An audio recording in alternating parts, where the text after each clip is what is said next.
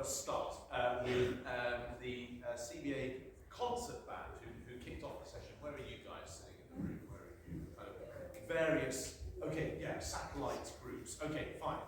So for those of us that were in the audience, they performed for us Bolero, followed by Palladio, Carl Jenkins, and then the Can.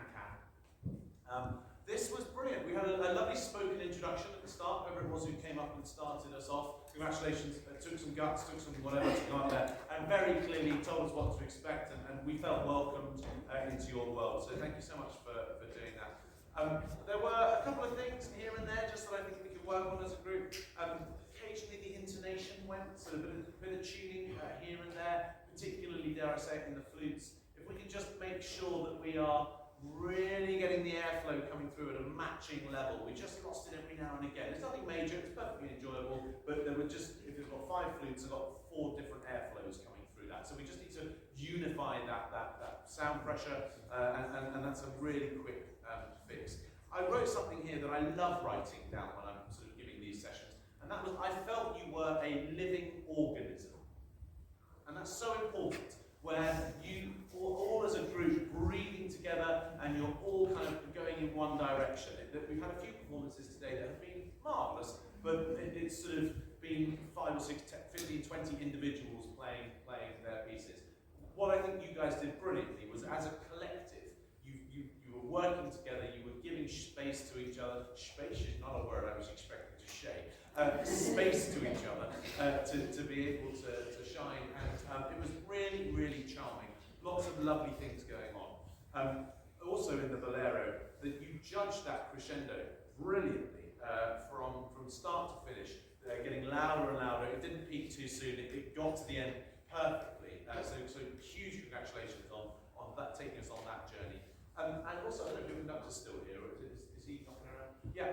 What a brilliant conductor you guys have got. He just gives you the space.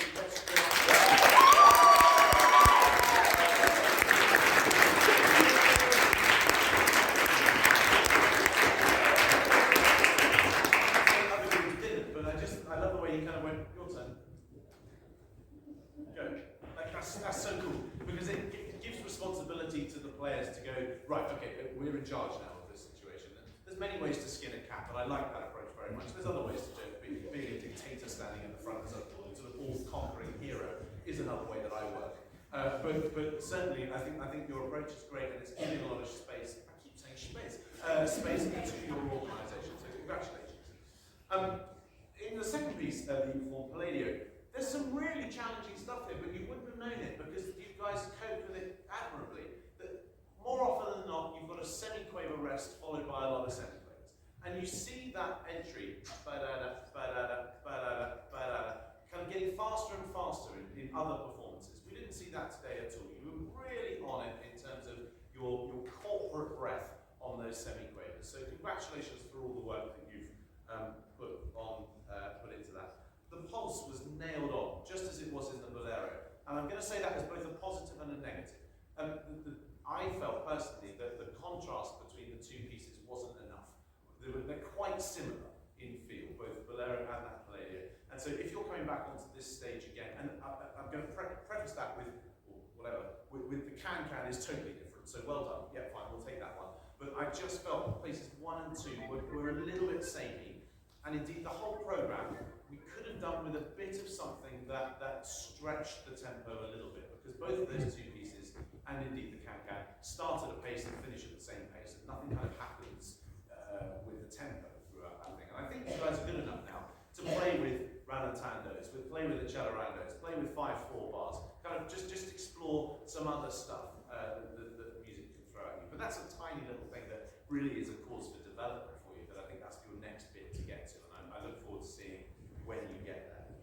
And the final little thing was in the Can, we just lost on occasion some of the upper instruments in terms of the balance of the thing, because, and I'm not going to say anything other than this, the brass were clearly having a lot of fun in dun dun dun dun dun dun dun dun dun, whilst everyone else had to go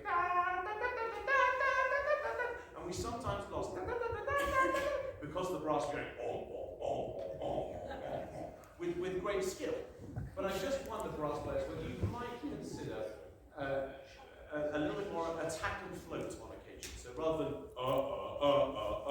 we could have doink, doink, doink, doink, doink, doink, doink in our mind, so that we come out of the way just ever so slightly, give the same attack, but then float away, so that you don't quite, wrong word, muddy the waters for other people at that point. So just be aware that when you're having fun, and this is something that Patrick and I know all too well, this is a life lesson for brass players.